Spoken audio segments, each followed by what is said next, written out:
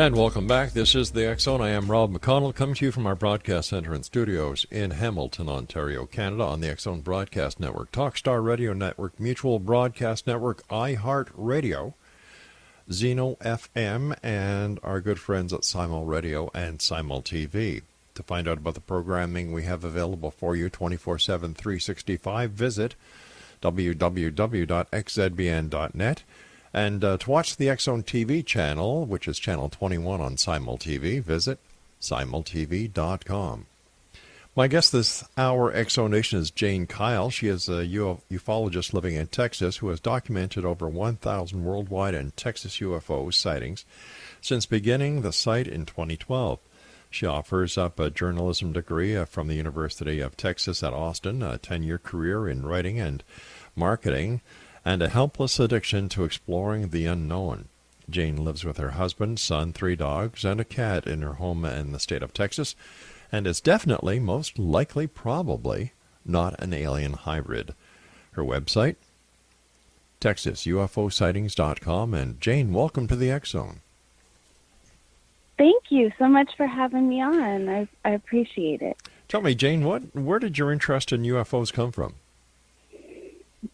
So I think I've always been open to the idea of aliens and always enjoyed the movies. E.T. the Extraterrestrial was my favorite growing up, but I don't think I really thought about it in a realistic way until meeting my now husband. So he grew up thinking about it in a very realistic way, reading all the books that have been written over the many years of UFOlogy now. And so he really turned me on to the topic. And once I started going down that rabbit hole, I had an aha moment. So not long before starting TexasUFOs.com in 2012 is when I went on that journey myself. Share that journey with us if you could. Yes. So I think there are a lot of people that are in this field who have maybe had encounters themselves. In my case, I really have not. There's definitely been some things I've seen in the sky that I've wondered about, but that was pretty much all there was to it. But when you read case after case after case of sightings of craft that all have these similar trademarks, or encounters with gray, shorter gray beings, those classic gray alien emojis that we all see, you cannot write off that evidence as anecdotal, or, well, because I haven't seen an alien, it must not exist. You just can't. The evidence is so overwhelming and so great, and I still turn over new rocks and discover new things to this day. So it's a journey that I'm still going through, for sure. You said evidence. What evidence have you discovered? Yes. So, well, it depends on what year, really. You want to talk about what year of evidence. Well, evidence that you yourself have discovered. Yes. So I personally have not had an encounter, at least that I recall, that I'm aware of, right? Because I have been doing the site for so long, though, I've interacted with many witnesses over the years, and they sort of tell me the same things. They come from totally different backgrounds. Usually when somebody is writing to my site or talking to me about an encounter, they're pretty hesitant and they want to remain anonymous. They'll sometimes say, I don't even believe in these things. I don't even believe in UFOs and aliens, but I saw something. And so I've heard and read testimony after testimony and seen videos and photos of objects in the sky, anomalous objects in the sky. So, take that for what it's worth, right? UFO is a pretty broad term, unidentified flying object, so that it can encompass a lot of evidence, right? If we're talking about evidence of UFOs, seen a lot of that, or overwhelming amount of that. And then also have have reported on encounters with aliens.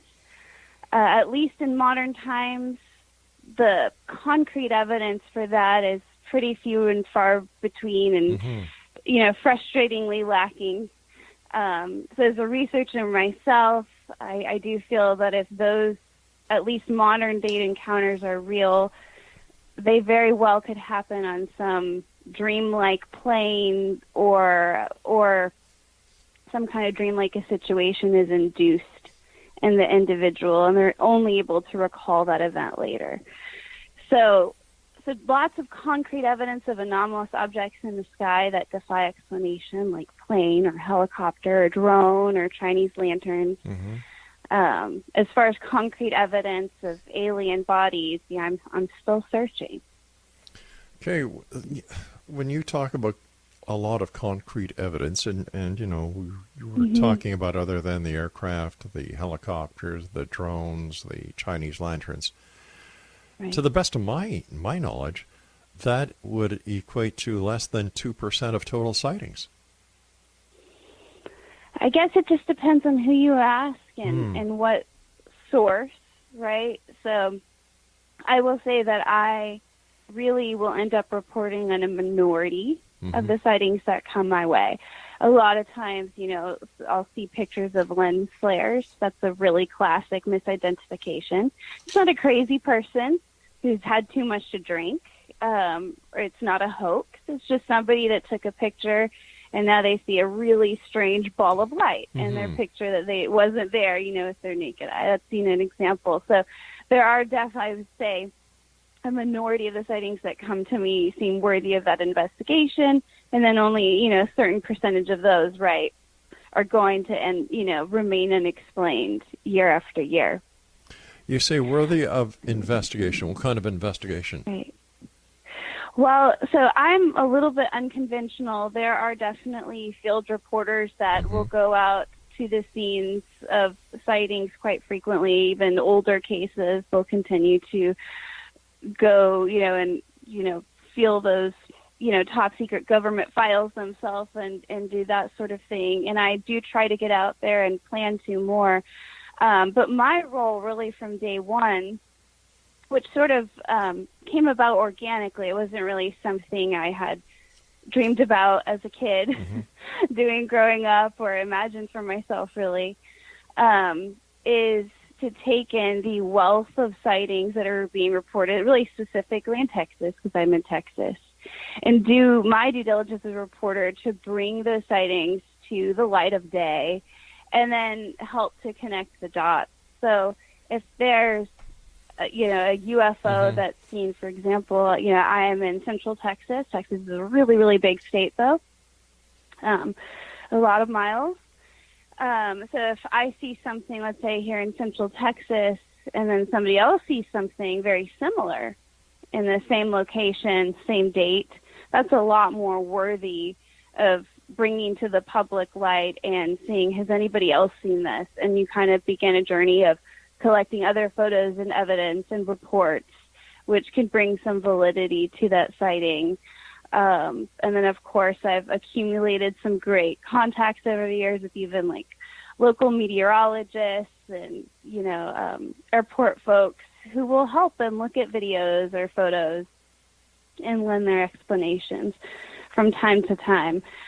So a lot of it is connecting the dots. There's a map right now on the site that I should add an easier link. It's a little bit buried, of triangle UFOs that have been seen over the past few years, because that's been a real persistent video that we've seen, not just in Texas, from around the world.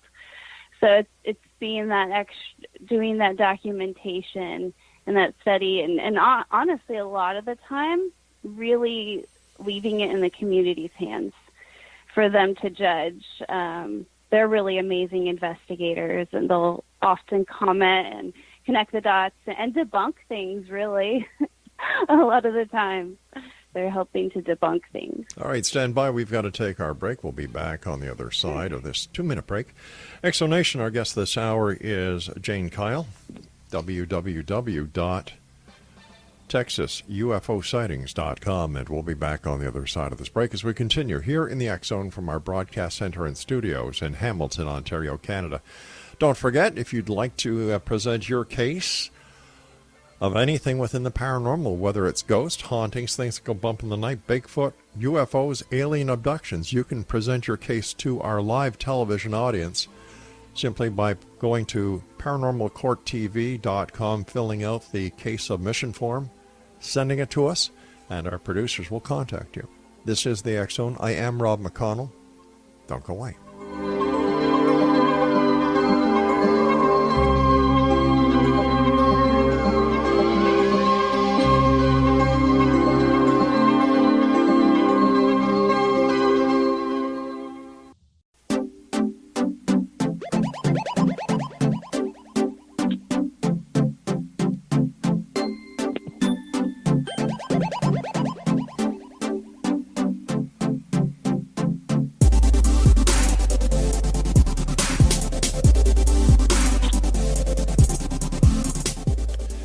Explanation, Jane Kyle is our guest this hour. www.texasUFOsightings.com is her website.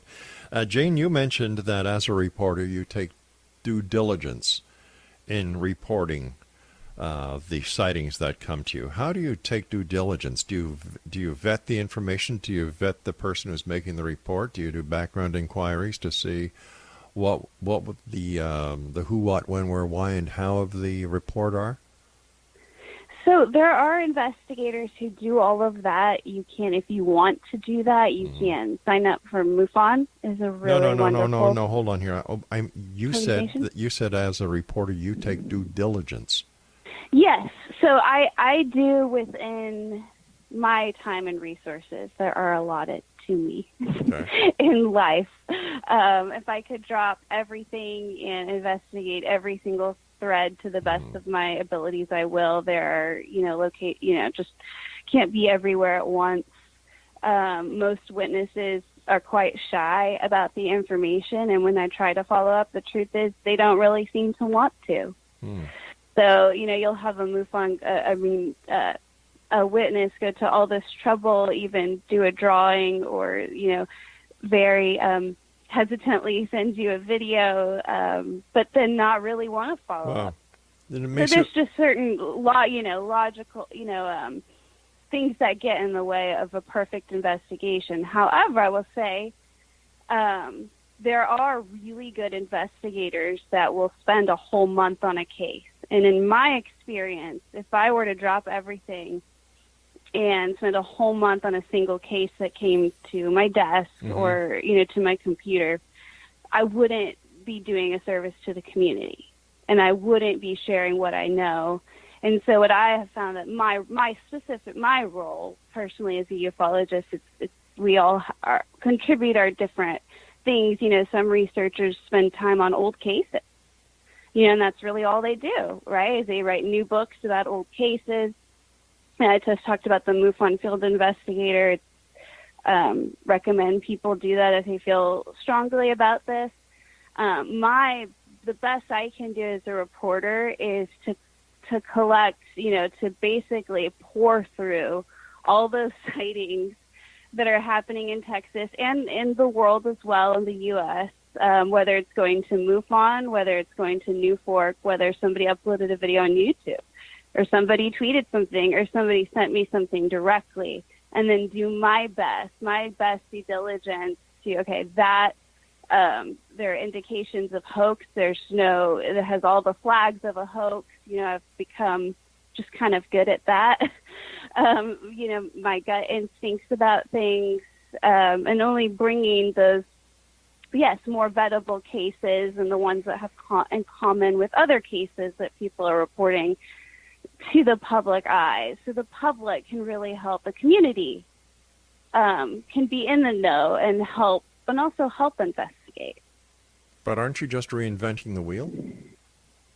No, that's actually why the website really happened. I didn't really choose to do it. I was just, somebody online or reading books about these topics, and I had a journalism degree. from UT Austin. So I knew I had done I'd done fashion blogging. I had a fashion blog at one point. I did a more national paranormal website. But what I found was, being in Texas, I ended up finding about all these strange cases and things going on all the time, but there was no media coverage for it. Well, the local Texas outlets weren't covering it. And I thought, well, what if I could just make a site and I could really aggressively document these sightings, do the investigations that I can do. I have a very interesting witness interview coming up along those lines that I'll be posting. And so it kind of just came to me. People were writing to me about what they were seeing, and there really wasn't this other forum or outlet for them. Why do you think your local media doesn't cover this?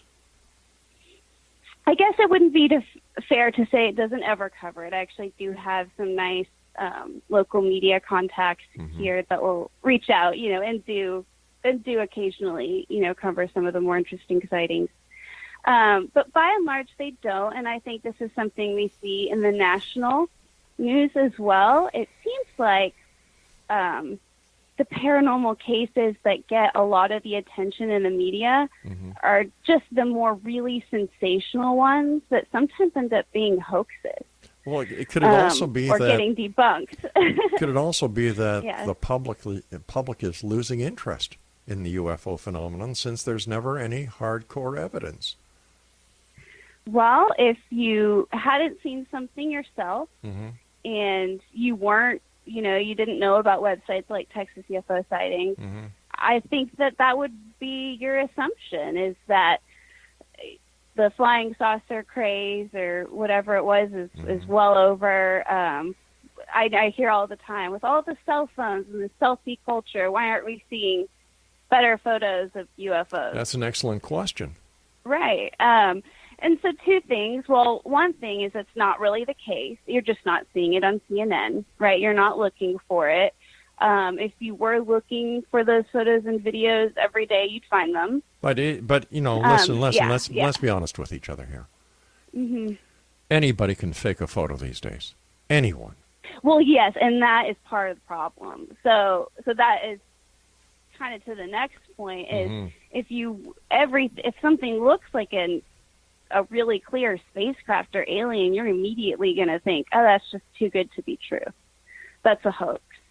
And then, we do have really advanced drones and advanced, U.S. military craft, right, these days, too, as well. So it's really easy to shrug things off and say, I'll just say this, if I'm an advanced alien sneaking around on planet Earth, I think I would find it quite easy to do. Let me ask you this question based on your last your last statement. Why do you think an alien would want to come to this planet? We're so backwards. We're so screwed up. Look how we treat each other. An alien would have to come from a planet worse than ours in order to find us interesting. And if they can travel time and space, they're more advanced than we are. So what the heck are they here for? Right. Well, and maybe that's why they're not making themselves very obviously known, right? Maybe that's why they're not landing on the White House lawn and coming out of their spaceships and trying to shake our hands. We've seen that throughout history, even when certain human civilizations, first interacted with others, the hostility and the fear. Sure. So I think that's actually could be one of the reasons we don't see them more often and don't see concrete evidence. Why is it, in your opinion, that some people see these craft and the majority of people don't? Yes, so like I said, I've been, investigating this for years, and I even, I keep my eyes to the sky. I look out for things, and I don't really see things. There was one time when I think maybe I saw a triangle UFO, and even me, being a UFO researcher, my instinct was not to get out my phone and take a picture at all. It was just to look at it and wonder about it, even with everything, that I knew. So I think there's some of that going on where people do see things and they go on to the next thing, right? or they take a picture and you tried taking a picture of a plane, a huge commercial plane, U.S. airplane at night with your phone. It's not going to look very good, right? And you could be prepared to take that picture and everything. So I think there's somewhat of that kind of amnesia in a way, I guess. But also I would say that I don't necessarily believe that if aliens are visiting, they're visiting everyone all the time. That it's this massive, ongoing, huge phenomenon. It appears to, if it is real, that specific phenomenon of alien visitation, it appears to be selective and rare and maybe the exception to the rule. So, I think that would be the simplest answer to that question. There's animal species that we all know exist that will, you or I may never get to touch or see in person. Right. But right? Or maybe might not even see a video of, right? Well, they don't come across time and space as the proponents who believe in extraterrestrial visitation as well as UFOs. They don't cross the time-space continuum to come here in high technology that, for the most of it, is undetectable. So how do we really know they're here? Yeah.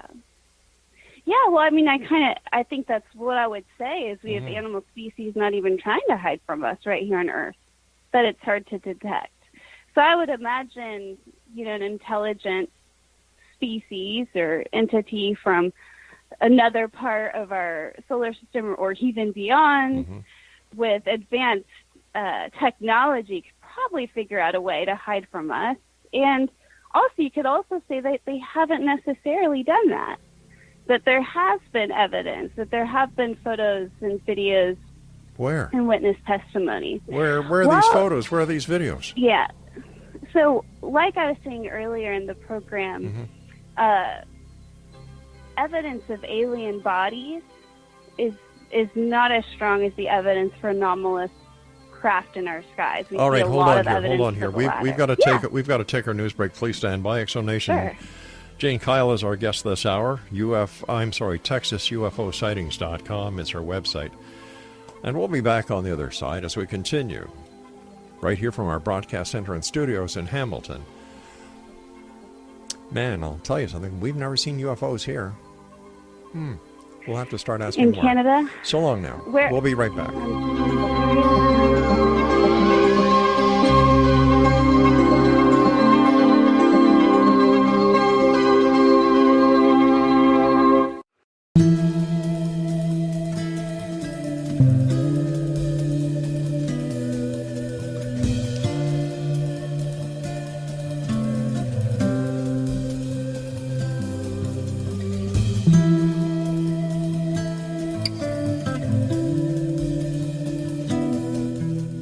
Explanation. Jane Kyle is our guest this hour. Her website is TexasUFOsightings.com. Jane, what is the difference between what you do on your website and what MUFON does on theirs? So MUFON actually have a really good YouTube channel now. They weren't really updating it for a while. But MUFON is essentially just a really big database. So, I write in, my UFO sighting, it goes into a really big database. It's really, really huge and overwhelming. Right, but it's searchable. Right. Yes, exactly. Right. And so MUFON is one of my sources, is how you would, put it. So I can search that database, and I have some MUFON contacts as well. That will help chime in on cases, I'm looking into. So, I would put MUFON in the category of NUFORC is another one. Sure, Peter another great UFO database. So what's the difference then? If you're going to the MUFON database to get information and you use Peter Davenport's database, what makes yours different? Mind you, MUFON has investigative teams that actually go out and do investigations. They communicate with other teams around the world. Peter Davenport, great guy. Had the pleasure of talking to Peter many times. Great database. So what makes your database different? Well, you'll have to ask all the people that come to my website. No. I'm asking you. I'm asking right. you. I'm not asking the people who go to your right. website. I'm well, asking if you. you want to go to the MUFON database and click through 5 photos of lens flares, and then click a photo, of a testimony with very vague information, to then find the good sightings, you can. Most people don't want to do that. So I do that legwork for you. So and you it's not just MUFON. So MUFON's only one of many sources, as well as direct sources, people are writing into me directly. So I'm doing that, qualitative analysis and investigation on top of it. But yes, MUFON is a great resource for sightings. So you go out, you find out the information from the different websites, and then you put on your website what you select that the people who go to your website should read and see.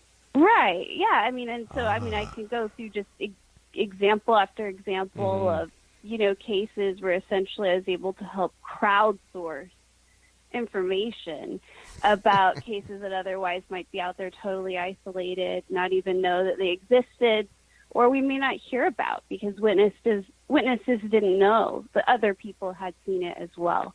Because they're just average Joe going about their day in Texas. They're not going through the MUFON database, right? But if I get a video into my inbox, and then I also see that somebody on MUFON, maybe the same week, with a different photo saw something, I can help tie those dots together for people, if you will. What investigative techniques do you use, and where did you learn how to be an investigator? Well, I wouldn't necessarily call myself an investigator. So I would say that I'm a reporter, UFO researcher, ufologist. I think it's just like anything in life, but there's no ufology degree in college. So it's just one of those self-educated things where you're reading and researching and learning every single day, year after year. So you get used to the patterns and the trends, and mostly I'm an expert on things that aren't UFOs. Those are Chinese lanterns. Those are military flares. That's Elon Musk's SpaceX rocket. He's caused a few UFO panics. So it's just the reporting and the trial of error, and just becoming an expert. I have interviews on our YouTube channel with Nick Redfern, who he's a Bigfoot and a UFO expert. Yeah, we all know Nick over here. So just getting to know the experts as well. So basically, you're talking to them. So basically, you're an archivist. You archive information. I would say there's probably not just one thing I do in the realm of ufology. But I would think, yes, that's part of it. Part of it is archiving, documenting. There absolutely is an element of investigation. And then there's an element of a lot of the investigation is also investigating the media.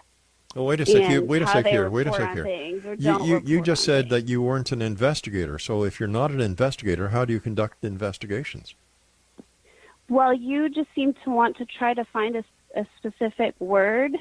Well, you see, So I'm just trying to help you out here. You're not. You're baffling me, and you're baffling the audience. So I'd like to kind of focus back in, because if you say you do investigations, that means you're an investigator.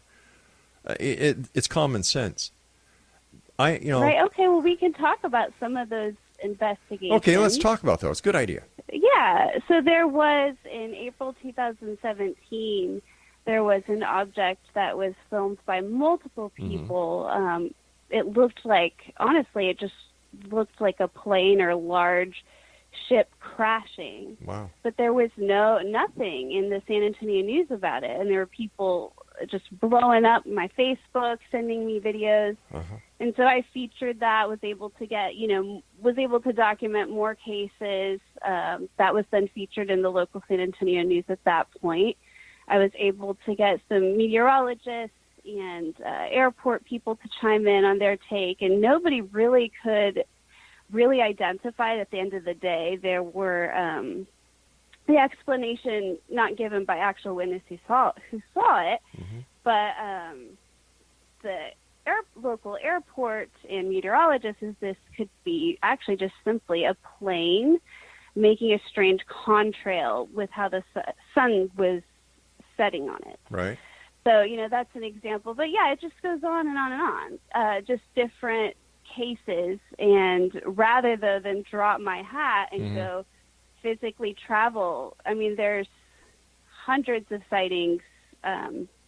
Well, in Texas, I mean, if we just scale it down to Texas, there's still an overwhelming amount of sightings out there to investigate. And so it's much more beneficial to say, hey, there's been 5 triangle UFO sightings this month in central Texas, rather than, spend a whole month maybe in one of those locations learning about it. So it's just, there's definitely a limitation to what investigation I can do. Okay. So I try to offer up everything I can, and some of that is, yes, documentation, archiving. What's your favorite? Some of it is more hands-on. It just really depends. What is your favorite UFO case? So of course, I'm partial to Texas because those cases are the ones, I've really investigated the most. And I'm partial to anything involving alien entities. Like I had said, these days, it seems like when people have encounters with the gray aliens, it seems to almost be in a dreamlike state. So it's hard to do much with that. But back in the day, there were just case after case after case of these entities. And one of those cases, really entity cases, if you will, was in 1897. So this was before the first plane, right? Before drones. And so this was in 1897 in Aurora, Texas. Was that also before airships?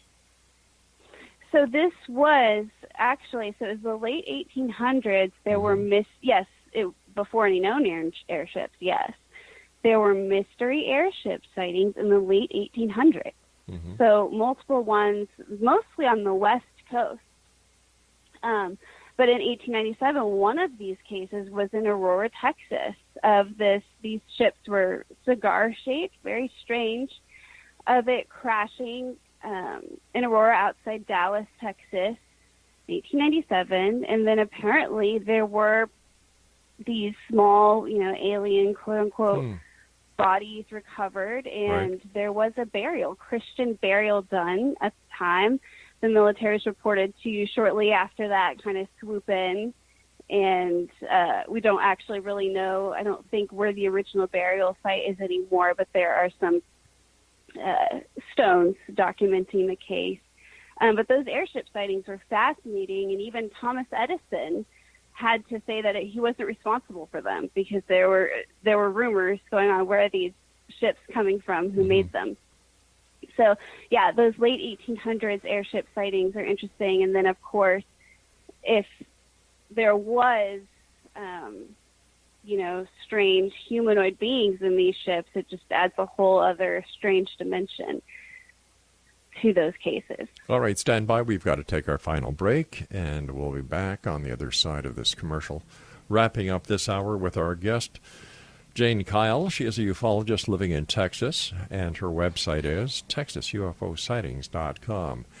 I'll be back on the other side. Don't forget Exonation. If you'd like to get a copy of the current X Chronicles newspaper, it's at xchroniclesnewspaper.com. And to file your submission to have your case heard on our Paranormal Court TV show, which is it's live, and the jury is actually the viewers around the world. Go to www.paranormalcourttv, go to the top, and click on Case Hearing Submission, and one of our producers will get to you. X-Zone, a place where people dare to believe and dare to be heard, continues after this break.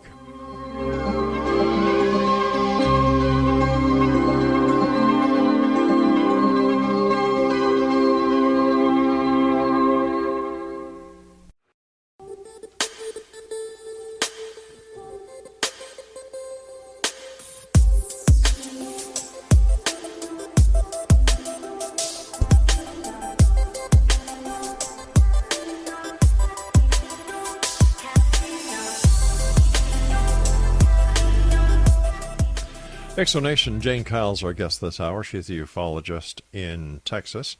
Her website is texasUFOsightings.com.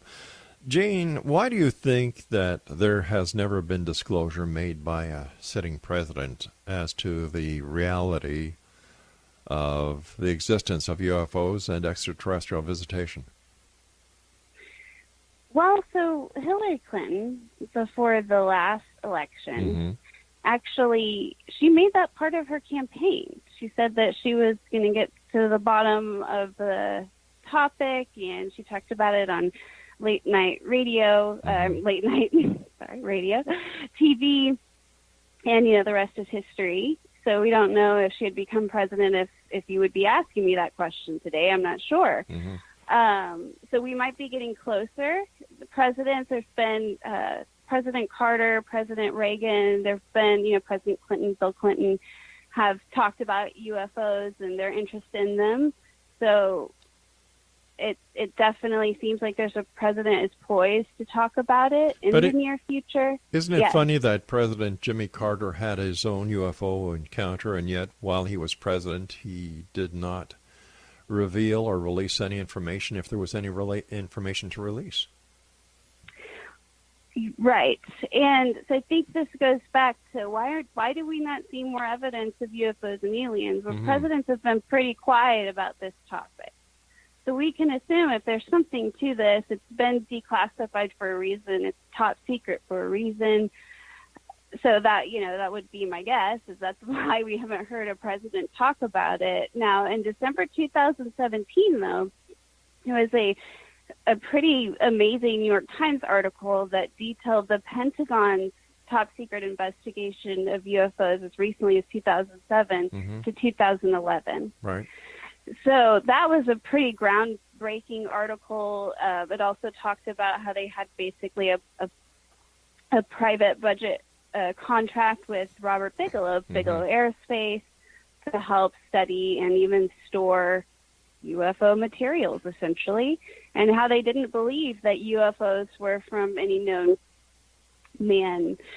So it's pretty groundbreaking article, but I'm not sure that the general public has really fully processed all the implications of that article. But wasn't that just reported in the New York Times, and the New York Times doesn't have a very good credibility rating these days? Well, yeah, maybe that's part of it. Maybe if that article had come out, a while back, maybe it would have been listened to more. I think that's very astute of you. But it definitely was. It was unprecedented. I mean, that was probably one of the biggest government disclosures I've ever seen. We often hear disclosures about things that happened way back when. Well, when you say government disclosure, in order to be a government disclosure, the information would have to come from the government, not the New York Times. Right. So it was Pentagon. And that's a good, and that's more than semantics. That's fair. I guess it was just the closest to government insiders, i.e. the Pentagon, disclosing investigation into recent UFOs. So, like, for example, you can go on to FBI and read files about Roswell and things that happened a long time ago. Or CIA also has a whole section, reading room, where you can read some really crazy things, that happened from a long time ago. But usually we're not seeing disclosures of UFOs in real time or strange things that are happening right now, very in your face. And so, so it definitely seems that a president is poised to talk about this soon. We have the apparently invigorated space program, we'll see. So, it's very, I will say everybody in the UFO world has this debate all the time, like, disclosure is never going to happen, or it already has happened, or it's about to happen soon. Those seem to be the three buckets or boats that people fit into. Stephen Bassett's been at the forefront of UFO disclosure for many years, and I've had Stephen on the show many times. And we're no closer. Nothing changes within the world of ufology. I've been doing the show for 29 years. And I'll tell you, nothing has changed. There's no new smoking gun evidence. Whenever there's a new TV show that hits the airwaves that has the implications of UFOs, extraterrestrials, there's a spike. Whenever Hollywood comes out with a new movie, there's a spike. But that's about it. There is no change. Everything is the same today in ufology as it was 29 years ago. How come? If ufology is real, if UFOs are real, if extraterrestrials are real, should there not be some change?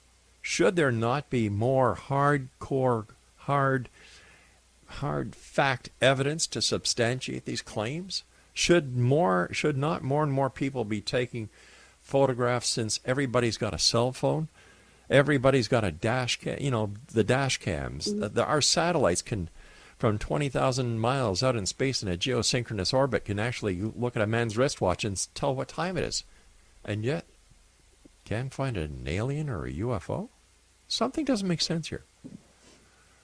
Yeah, well, I mean, I keep kind of bringing this up because it's something I've thought about a lot. In recent times, like I said, I've not found compelling evidence of alien bodies, physical alien encounters. But it seems like there were waves of them a long time ago. And so what I would suggest is that just like we advance our own tactics and technology, if there are advanced alien beings that don't want to be found out, they might have been advancing along with us. And so that could explain some of the lack of some of that really concrete evidence that, we're so desiring, for sure. So, and also it's up to the people disclosure. So you're right, until, honestly, green aliens or gray aliens or purple aliens, whatever you want, could land on the White House lawn tomorrow, and somebody could get a video about it.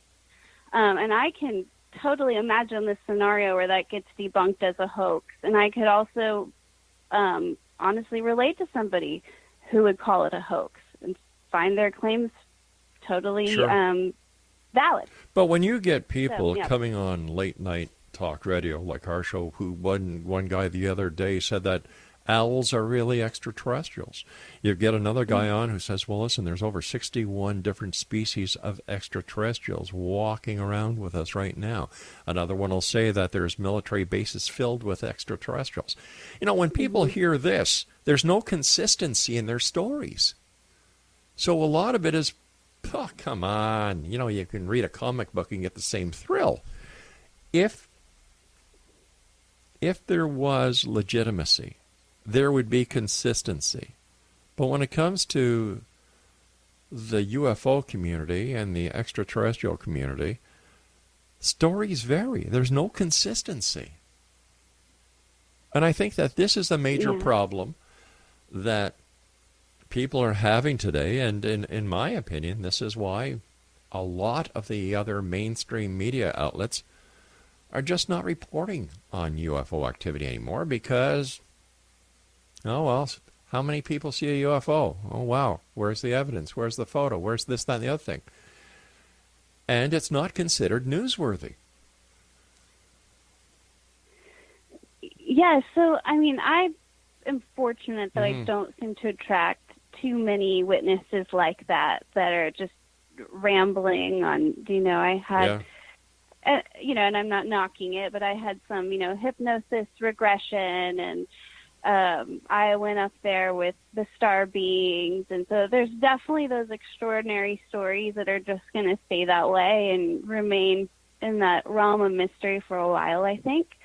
I think as long as this topic is unidentified UFO, unidentified being the key word, it's going to welcome all of that, and that's never going to go away. But how does anyone who's just starting to have an interest in the possibility of extraterrestrial life and visitation from other planets in UFOs, where do they go?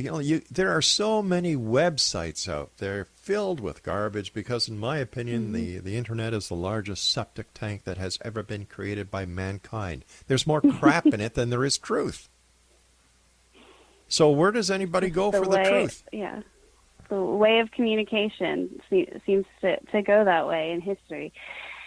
Yeah, so know your sources. Mm-hmm. So, I mean, it's hard to get straight facts on anything these days, just like what you're saying, right? Nevertheless, UFOs. So go into it realizing what you're going into. I would say the evidence that there's been a cover-up of the phenomenon is probably the more interesting thing for somebody new to this to look into. So I would look at it from that more objective perspective at first. You see the pattern with these stories, whether it's Roswell or Phoenix Lights or the Rendlesham UFO. Some of the more well-documented cases that whether or not they're aliens, we know something happened. We see the pattern. Hey, Jane, I hate to do this, but we've run out of time for tonight. I want to thank you so much for joining us. And Exonation, if you would like more information about our guest this hour, visit her website, www. You got the pencil and paper ready? Texas UFO sightings.com. Wow. And another one bites the dust. She's not an investigator, but she does investigations. She's a reporter, but she doesn't vet the information. I'll be back after I have a cup of coffee upstairs in the green room here in our broadcast facilities from Hamilton, Ontario, Canada. I'm Rob McConnell. This is the X Zone. Don't go away.